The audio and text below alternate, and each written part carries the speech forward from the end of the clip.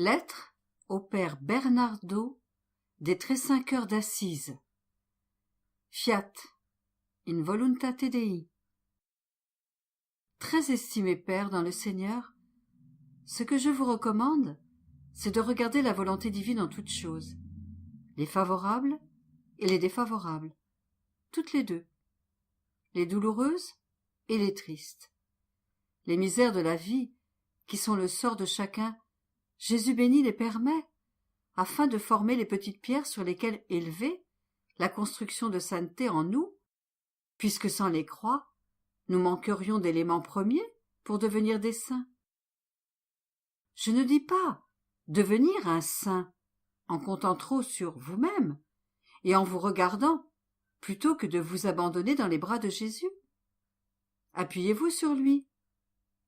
Et vous verrez que toutes choses, douleur, croix, misère, faiblesse, les défauts, et même les maladies, perdront leur apparence et se changeront en messagers et en porteurs de sainteté. Le doux Jésus vous a tout donné pour faire de vous un saint. L'appel et la religion, les croix, la nourriture spirituelle.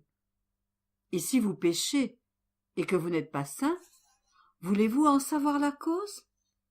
C'est le manque d'union avec Jésus. L'union à Jésus fait tomber tous les péchés.